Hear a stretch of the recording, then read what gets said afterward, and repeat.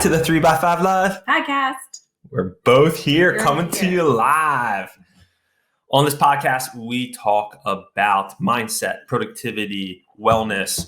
Last week, Jessie jammed on Ayurveda and heading into the spring season and what that means to you and preparing your body, mind, and spirit for it.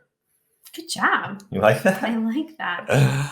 And I recently got a new iPhone. You know that? I did know that. Yeah. And I don't know where you're going with this, but I know that. One thing I did, which is not the most fiscally responsible thing to do, is you can trade it in and get a few $100, right? And I delayed trading it in, even though I had the full intention of trading it in. But I've been loving waking up and having my old iPhone that still has my old apps, on my meditation cushion.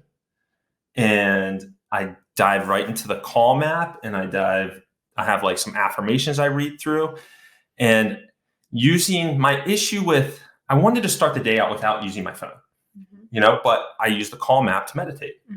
And then you pick up your phone and you see text messages from the night before, notifications, and now I can eliminate all that with this second phone. So the question is that worth a few $100 to me?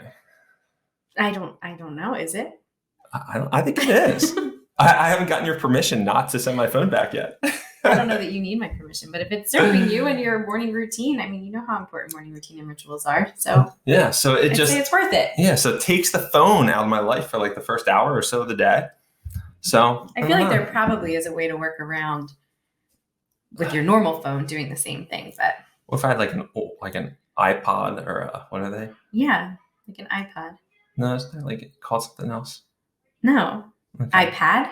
No, I thought there was newer version of the iPod. Anyway, I digress.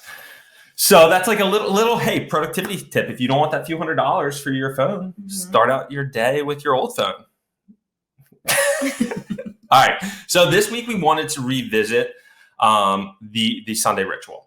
This is something I probably get the most feedback on as having, the biggest impact on people's lives, bookending the week with the Sunday ritual. So I kind of wanted to revisit that for new listeners and kind of go through what my process looks like, with Jessie interjecting with some wisdom, and go from there. So how I started is I kind of go into Sunday knowing when I'm going to have a pocket of 30 minutes of quiet to just go through this process. I try to do it, in a different room, away from the kids, the family.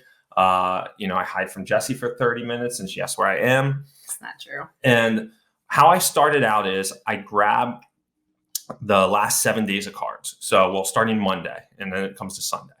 And I kind of read through all the things I wrote in the gratitude section just to kind of uplift me. And it only takes literally less than a minute just to kind of quick read through all the different gratitudes of the week. And then I start looking at the wins, and I pull from those. If you ever seen the 3x5 Life system or the other cards that come with the main cards, there is a weekly review card. So it's kind of what went well, what is on one side, and on the other side is what needs work. So I'll pull and journal on, or bullet point, depending on the week, 2 or 3 or 4 biggest wins of the week. And then I kind of think about what I committed to that week. And on the back of the card, I'll kind of write out what needs work. What did I say I was going to do that I didn't do? And after I complete that, I actually grab a piece of paper, not a 3x5 card. And I have this process of mapping out my week. Do you have anything that?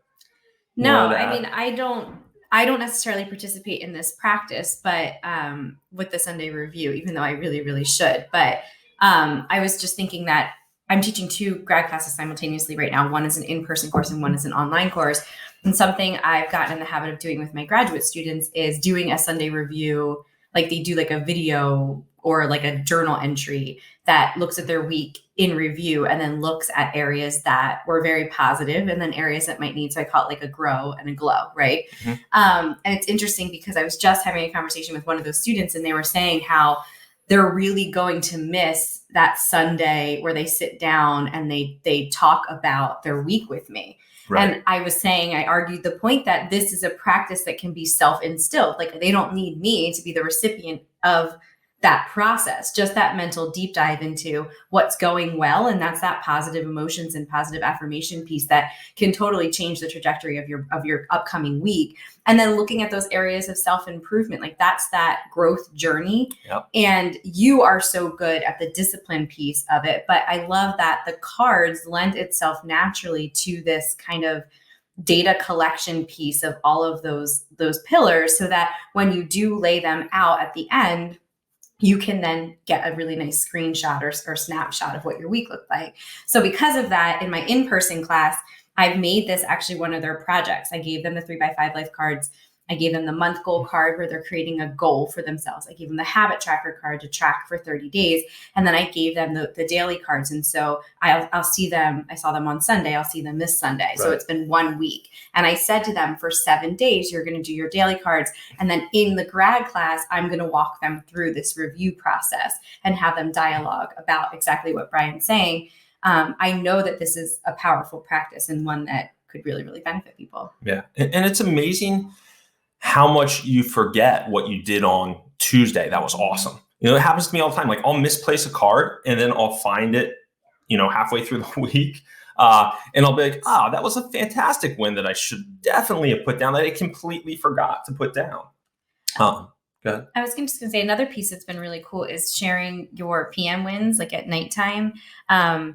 I was actually joking with my grad class because Bryan and I are usually very good about setting like our sacred space at night where we're reading. We barely talk to each other because we're both trying to just read and unwind. We don't really bring heavy, deep conversations into the bedroom because it just disrupts our sleep. But Bryan was like, we hadn't seen each other for a few days, and it was the day before I was going in to teach, and you gave me like a bullet pointed list of like 1,000 things that you'd been thinking about. And I realized how I literally laid there awake for 2 hours afterwards because I was thinking through all the things you unloaded. And it made me appreciate that we don't normally do that.